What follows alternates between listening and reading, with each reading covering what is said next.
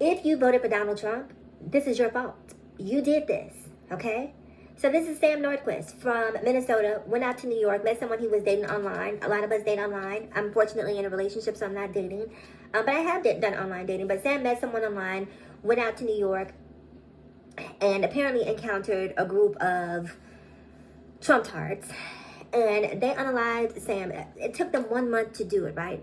A whole month they tortured Sam. Used everything from dog toys to ropes to furniture legs. Furniture legs. Until Sam could take no more and Sam is no longer amongst the living.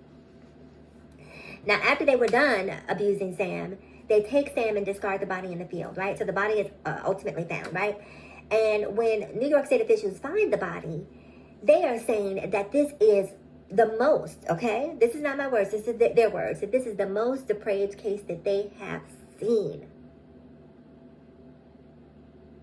This is New York we're talking about, right? This is not like some small town in middle America where crimes don't very rarely happen. This is New York City, home of the mafia, home of 9/11, home of the subway bombings, home of, people being set on fire on the subway. And they're calling it the most depraved. Now, they have court documents linked, but I didn't go reading those court documents because for me, I prefer not to know the gory details. It's just like, you have to preserve whatever piece that you have, especially as a trans person in today's day and age. And so that's what I'm doing. And while these five tards, these five ne'er-do-wells, and look at them, trailer park written all over them, uneducated written all over them, meth head written all over them, Tina written all over them. They look like they take every drug possibly known to man. They look like they have no possible future.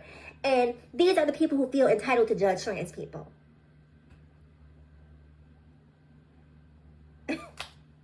Those people think that they're judging me. Those people, I can look at them and tell that they grew up in a meth lab. Look at them. And you're out here judging trans people. And see, I want to just blame people on the right, which I do. If you voted for Donald Trump, this is your work. You did this, okay? You helped to propagate this type of thought process, this type of energy. This is your handiwork. Accept it.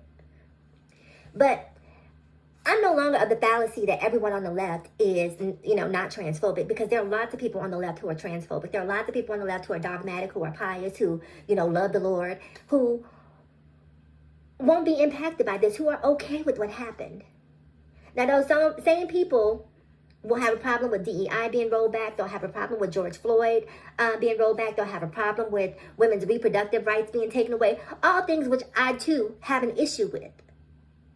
But it's those trans people, right? The trans people who are, quote unquote, the predators, right? The ones who could, because Sam didn't go in there and unalive 5 people. But it's this narrative that they constantly push that trans people are these evil villains. Trans people are out here trying to live their lives and just survive, right? Trans people have enough to worry about on the day-to-day with putting food in their mouth and keeping a roof over their head. They don't have time to be out here committing crimes. Well, crimes against persons, right? Maybe property crimes.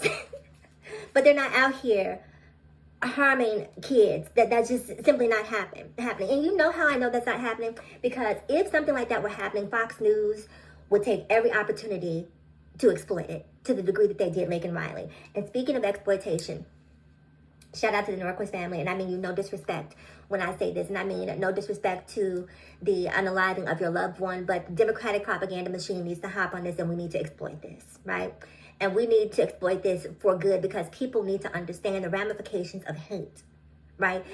Trans lives need to be humanized.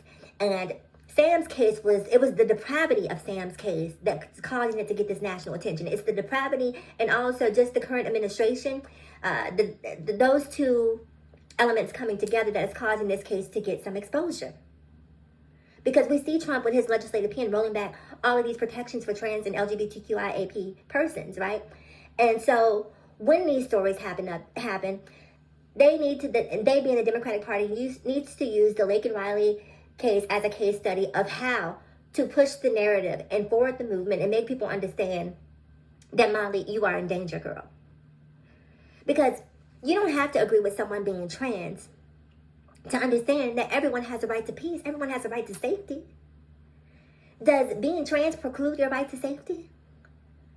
Trans people, stop being victims too. Go out here, get you a conceal and carry permit, and be prepared. I know that dating is, you know, can be a precarious situation to navigate for the trans community. So you just have to make sure that you're being hyper vigilant and that you're protecting yourselves. Don't invite people over to your houses at the middle of the night that you don't know. Don't hop in the cars with people that you don't know.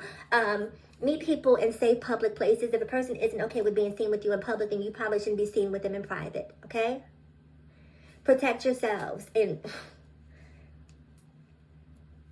it's TikTok, so but you know what I'm saying. You know what I'm saying. Protect yourself. Be smart. Make smart decisions. Yes, there were 5 victims, but 5 perpetrators, but Donald Trump is the 6th. This is Donald Trump's handiwork, you guys. We got to do better. I'll see you guys in the next video. Comment below.